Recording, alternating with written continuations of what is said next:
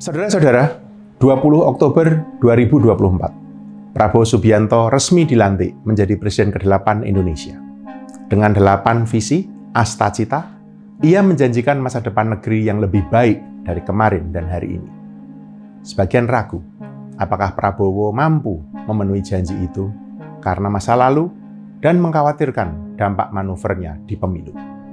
Sebagian lagi percaya bahwa ia akan menuntaskan janjinya menciptakan era baru lepas dari bayang-bayang Jokowi sang pendahulu.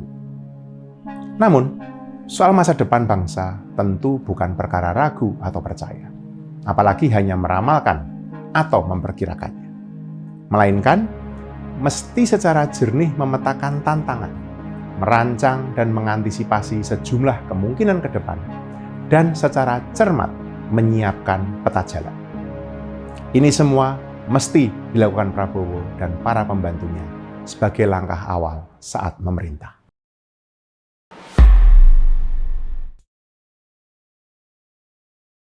Saudara-saudara, hidup kita, termasuk hidup bernegara, dibentuk dari rangkaian peristiwa, events, dan kecenderungan atau trends. 10 tahun di bawah pemerintahan Jokowi, sejumlah indikator pembangunan menunjukkan tren kemajuan, khususnya infrastruktur, layanan publik, penanganan kemiskinan, dan pengembangan kualitas manusia. Ini mesti diapresiasi. Namun, sebagian masih kurang atau malah cenderung mundur, seperti soal ketimpangan ekonomi, ketergantungan pada sumber daya alam dan lingkungan, mandeknya reformasi birokrasi dan pemberantasan korupsi, serta penegakan hukum dan perlindungan HAM yang masih dilihat problematik sampai hari ini. Karenanya, untuk membentuk apalagi memperbaiki masa depan negeri, kita mesti berani jujur mencermati kunci keberhasilan Jokowi dan apa yang menghambatnya. Saya yakin Pak Prabowo dan timnya tentu sudah melakukannya. Tapi izinkan saya berbagi di sini. Hemat saya, ada 2 perkara mendasar dan saling terkait yang menjadi faktor pendorong sekaligus penghambat pembangunan selama ini, yaitu tata kelola, governance, dan kapasitas negara atau state capacity. Tentu akan sangat gegabah mengatakan seluruh governance pemerintahan kita ini buruk. Ini sama ngawurnya dengan klaim bahwa tata kelola kita baik-baik saja semua. Perluasan cakupan perlindungan sosial atau peningkatan kualitas layanan publik selama ini misalnya berhasil dicapai karena tata kelola yang relatif baik di sektor tersebut. Tapi kalau kita lihat ketimpangan, kerusakan lingkungan, korupsi, dan lemahnya perlindungan HAM, ini semua terjadi karena tata kelola yang cenderung lemah dan buruk. Sama halnya dengan state capacity, kapasitas negara, yakni kemampuan institusi pemerintahan menjalankan pembangunan.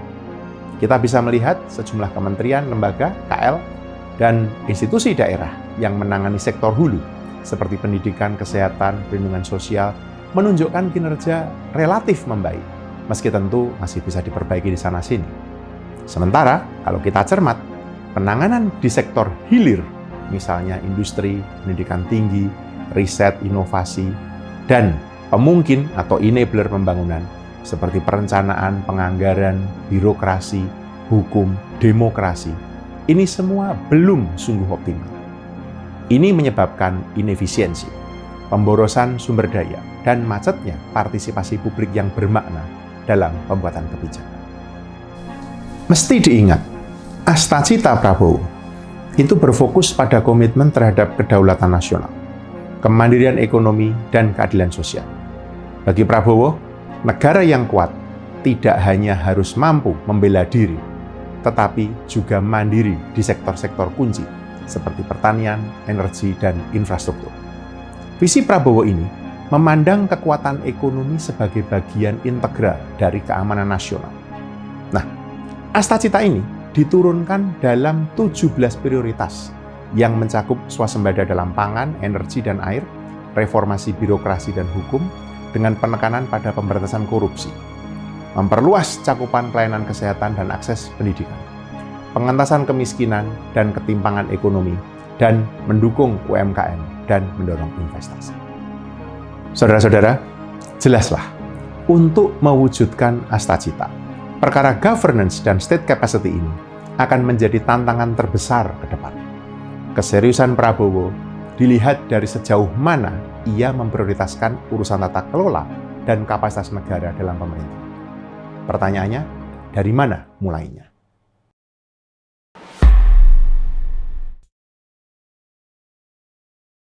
Pertama dan terutama, saudara-saudara sekalian, membenahi tata kelola pemerintahan.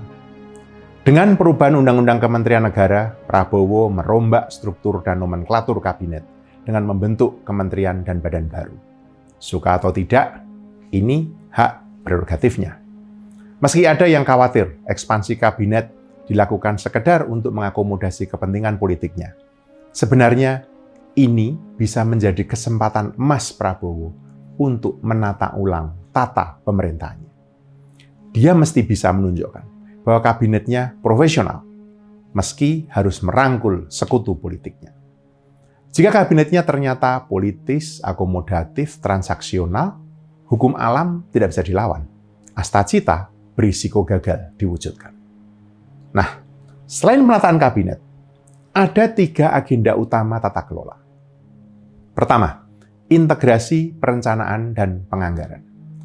Sejak tumbangnya Orde Baru, runtuh pula kesatuan perencanaan dan penganggaran.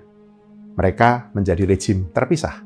Perencanaan ditangani oleh Kementerian Perencanaan Pembangunan Nasional, Bappenas, dan penganggaran ditangani oleh Direktorat Jenderal Anggaran di Kementerian Keuangan. Akibatnya, perencanaan tidak seiring sejalan dengan penganggaran. Korbannya siapa? Pemerintah sendiri. Memang sudah dicoba integrasi aplikasi Krishna dan Sakti sebagai amanat Peraturan Pemerintah Nomor 17 Tahun 2017 tentang sinkronisasi perencanaan dan penganggaran. Tetapi itu jelas tidak cukup. Prabowo harus berani mengintegrasikan perencanaan dan penganggaran. Dia mesti mau menyatukan Ditjen Anggaran dengan Bappenas. Ini seperti di Amerika ada OMB, Office of Management and Budget, atau Inggris dan Afrika Selatan, mereka punya treasury atau perbendaharaan langsung di bawah presiden atau perdana menteri. Semua negara maju mengintegrasikan perencanaan dan penganggarannya. Kita juga mesti begitu kalau sungguh mau maju. Tapi mungkin ini tidak mudah. 2. Pembenahan tata kelola kelembagaan dan reformasi birokrasi. Prabowo menginginkan Direktorat Jenderal Bea Cukai dan Pajak dipisahkan dari Kementerian Keuangan dan disatukan dalam Badan Penerimaan Negara atau BPN. Ide ini beserta penyatuan Ditjen Anggaran ke Bappenas sebenarnya tepat. Sayang, tak bisa dijalankan sekarang karena resistensi status quo. Semoga nanti bisa segera diwujudkan. Tapi memang perlu berhati-hati untuk melakukan hal yang sama dengan kementerian atau lembaga lain. Mengapa? 1. Penataan ulang, apalagi pembentukan kementerian dan lembaga baru akan butuh waktu sebelum bisa beroperasi sepenuhnya. Ingat saat pembentukan Badan Restorasi Gambut, BRG, Badan Riset dan Inovasi Nasional, BRIN, Otorita IKN, dan lain-lainnya dulu? Urusan SOTK, struktur organisasi dan tata kelola, penggajian, aturan kerja, semuanya tak bisa seketika. 2. Kabinet yang gemuk itu tidak mudah dikoordinasi dan rendah efisiensi. Akibatnya, riskan kabinet tidak bisa berlari kencang. Dalam kondisi ini, reformasi birokrasi jadi keharusan. Fokus reformasi birokrasi adalah menciptakan birokrasi kelas dunia, bukan kelas 2. Bukan rahasia bahwa talenta-talenta terbaik bangsa tidak bekerja untuk negara. Mereka memilih bisnis atau jadi pengusaha. Alasannya, pendapatan dan penghargaan.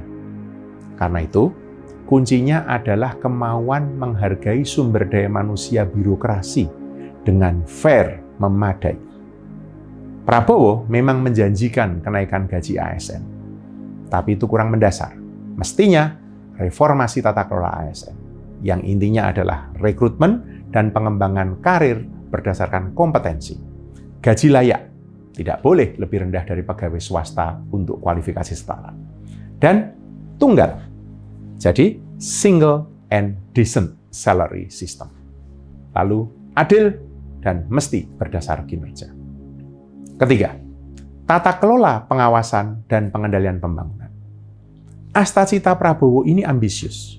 Bisa diwujudkan atau tidak, itu tergantung bukan hanya pada perencanaan dan implementasi, namun bagaimana prioritas presiden diawasi dan dikendalikan. Mengapa? Karena tantangan koordinasi lintas kementerian dan lembaga makin besar. Sementara mereka bekerja terkotak-kotak dalam sektor masing-masing. Apalagi dalam kabinet yang besar. Mesti ada institusi yang menjembatani dan mengkoordinasikan kabinet yang tidak bisa ditangani oleh menteri koordinator. Ini bisa seperti Sesda Lobang, Sekretaris Pengendalian Operasi Pembangunan, seperti di zaman era Pak Harto dulu, atau UKP 4, Unit Kerja Presiden Bidang Pengawasan dan Pengendalian Pembangunan di era Pak SBY, atau KSP, Kantor Staf Presiden, di era Pak Jokowi. Atau sekaligus saja ditangani oleh Bappenas, versi baru, ditambahi P1 lagi, yaitu Badan Perencanaan dan Pengendalian Pembangunan Nasional, yang melekat pada Presiden. Saudara-saudara, setelah atau tepatnya sembari membenahi ketiga agenda governance ini, state capacity perlu dibangun dan ditingkatkan. Bagaimana caranya?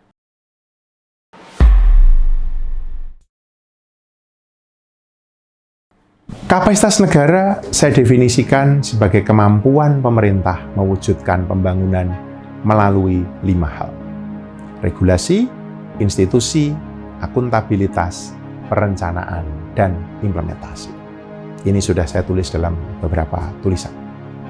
Problematika kinerja pemerintah kita yang salah satunya ditandai maraknya pemborosan sumber daya dan keluasan korupsi, itu membuka mata kita bahwa kapasitas negara mengkhawatirkan. Saya yakin Pak Prabowo tahu itu. Tapi apa yang mau dilakukan? Saya mengusulkan 5 agenda untuk penguatan kapasitas negara. Pertama, kapasitas penyiapan regulasi. Birokrasi tidak bisa berjalan tanpa regulasi. Agar kebijakan, artinya apapun yang diputuskan, dilakukan atau tidak dilakukan oleh pemerintah, itu bisa diwujudkan. Perlu regulasi yang sederhana, tegas, jelas, dan tidak tumpang tindih. Mengapa? Agar birokrasi bisa bekerja efektif, efisien, dan bersih dari pusat hingga ke daerah. Prabowo perlu menyisir, artinya mengevaluasi, merevisi, atau kalau perlu menghapus sebelum membuat yang baru semua aturan. Undang-undang, peraturan pemerintah, peraturan presiden, hingga keputusan presiden, instruksi presiden, peraturan menteri, dan keputusan menteri untuk memastikan semuanya optimal, memberi arah dan koridor bagi kerja birokrasi. Kedua, kemampuan menata kerangka kelembagaan. Tantangan utama Prabowo dengan kabinet yang besar adalah koordinasi dan efisiensi. Tidak ada satu aspek pun dalam pembangunan, termasuk seluruh janji Astacita, yang berdiri sendiri. Makan siang gratis misalnya, bukan hanya tanggung jawab Badan Gizi, ia juga portofolio Kementerian Kesehatan, Pendidikan, UKM, Koperasi, dan lain-lain. Jadi, selain memastikan kabinet bisa lekas lari kencang, penting menunjuk penanggung jawab tertinggi pelaksanaan prioritas pemerintah.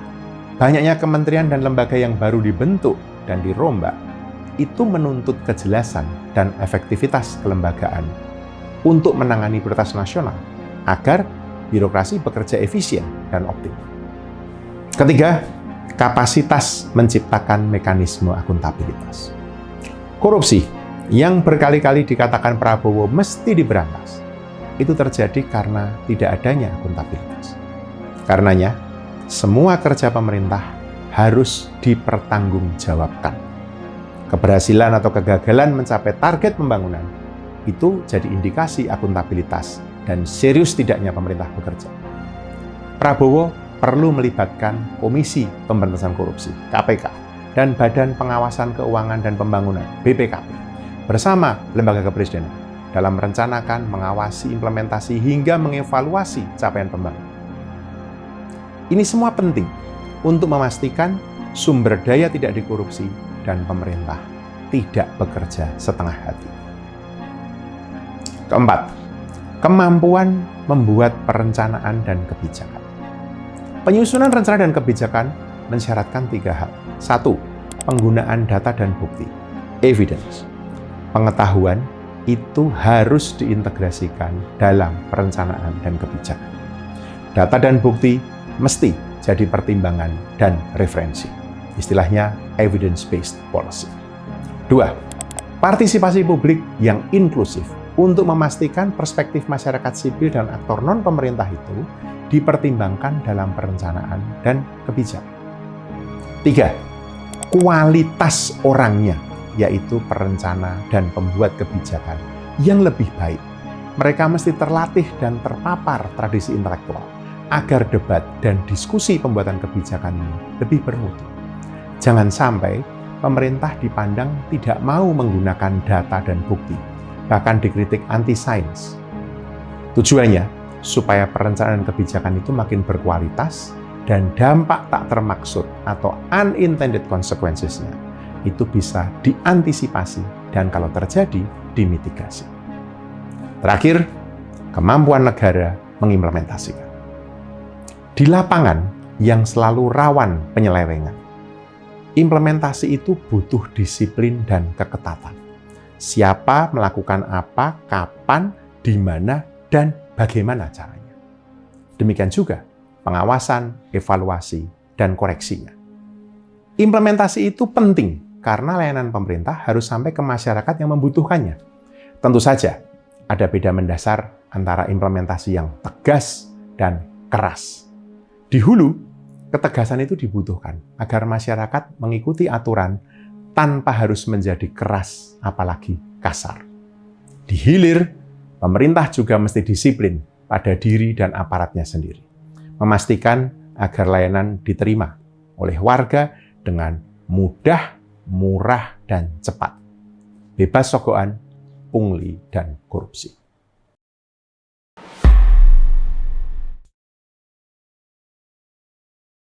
Saudara-saudara, Prabowo tidak punya banyak waktu.